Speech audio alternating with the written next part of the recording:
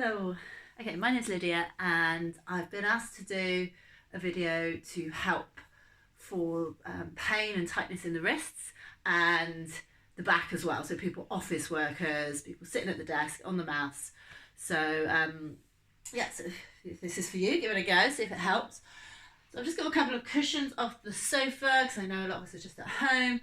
And I was thinking I could do this practice for you at the desk, but I think that's the point, is that you need to kind of get up, get away from the desk a little bit more often.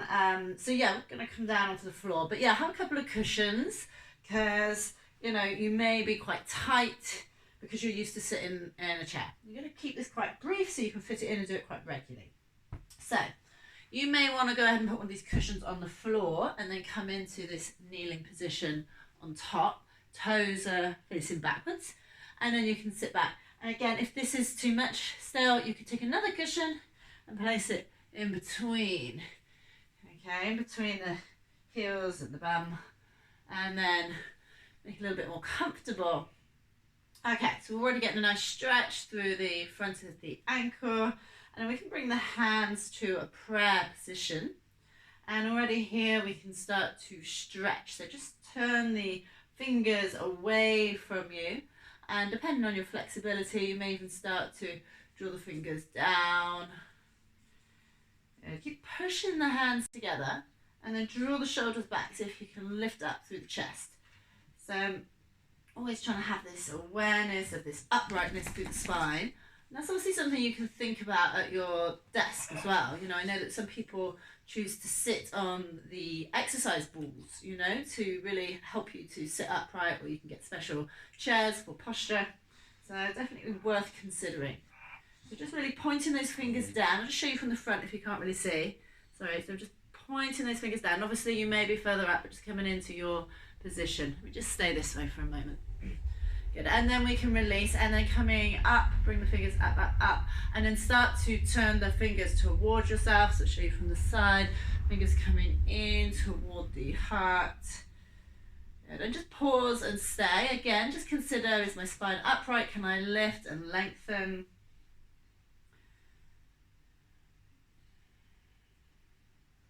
And then release. So we'll interlink the fingers now. So just threading the fingers each side of each other, pushing the hands away.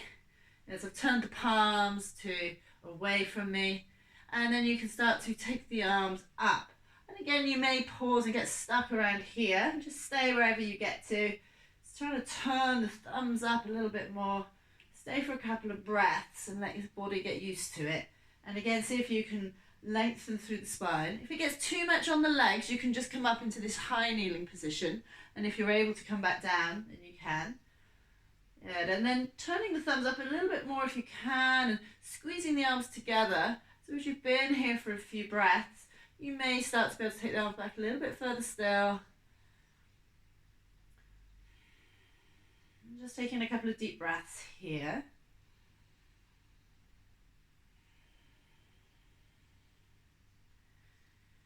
And then releasing down. Now you can, if you've got time, you can change the interlink of the fingers and take the arms up again. But like I said, I'm going to try and keep it brief. You're going to extend the right hand out and point the fingers down, dangling down, and placing my left thumb just underneath the crease of the wrist, and gently applying pressure onto the top of the palm to draw the fingers down toward the floor. So I'm feeling the stretch here in the top of the arm. Again, pause and hold. Consider the uprightness of the spine. See if you can push that lower spine forward and lengthen. Good. And then on the same wrist, release that hold and turn the fingers to face up now. So again, palm is facing away. And I'm just going to gently guide those fingers back. So we're getting a stretch now through the bottom of the arm.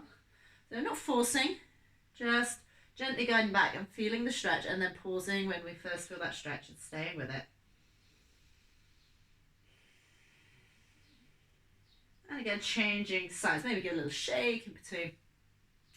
And so left finger's facing down, bringing that thumb underneath, just giving a little bit of support and keeping that space in the wrist. And then using the fingers on top to draw the hand down toward the floor. Again, can I lengthen more through the spine?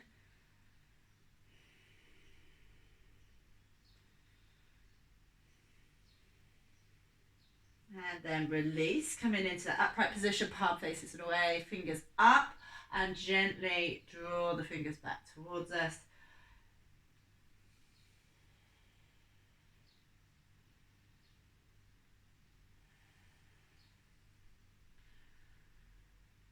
And then release, give it a little shake. And so let's get a little bit more length through the spine. If you've been rounded, that might become uncomfortable. So let's come into a child's pose from here. So just extending the spine forward and the head coming down. So again, you know, if your head's not coming down, you might grab a pillow, a book, you know, something to place underneath. And then you can pause and stay here. And again, any of these poses, if you've got more time, they're a great place to stay. Trying to soften the spine into the body as you breathe and lengthen.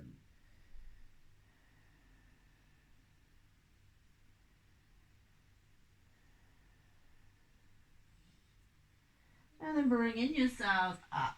And we'll come into a cat-cow. So we don't really need the cushions here, but if you wanted to stay on that cushion for some support in the knees, then you can do.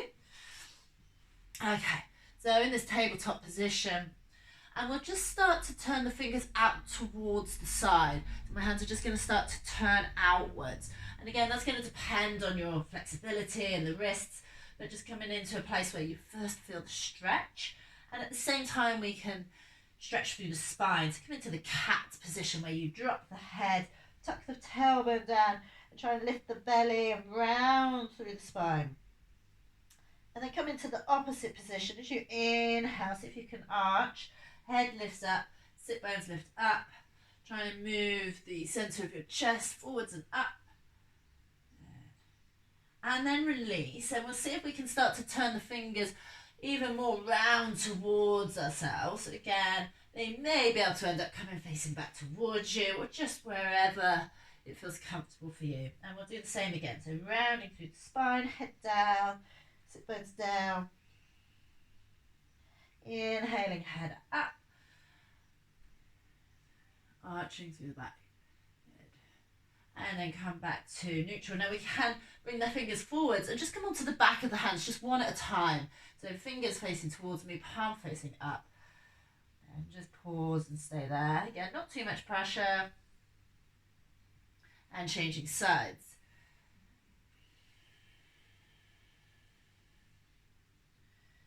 And then release. Again, let's just draw the hips back, shake out the wrists. And we'll take a down dog. So you can take the hands forwards, lifting up. And this is a great one, obviously, for stretching through the spine. Hips draw back. But again, can cause tightness in the wrists. So let's just take a moment here. And if this is too much in the wrist, you can do this as a flat back stretch against the wall.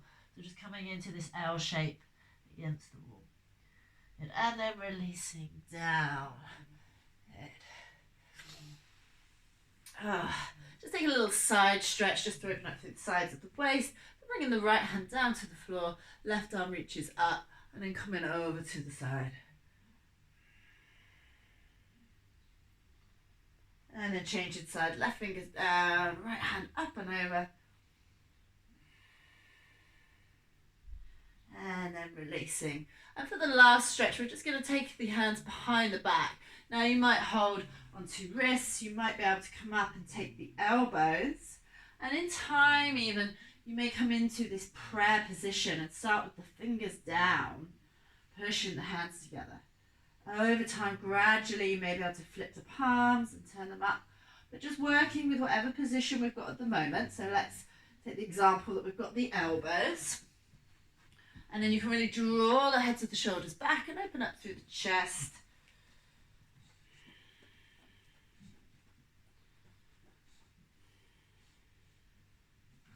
And then give it a release, and again, just shake everything up. Good. So we're going to leave it there for today so that you can just hopefully do this on repeat and fit it into your busy life. But just remember, obviously, as an advocate of yoga, but do remember that, you know, your body is essentially one big muscle. So all yoga, any poses are really going to help with opening up the chest, the spine. You know, we need to work on the hip flexors, the hamstrings. So, you know, don't listen to me, listen to your body once you've done yoga. But hopefully this helps, and thank you very much. Bye-bye.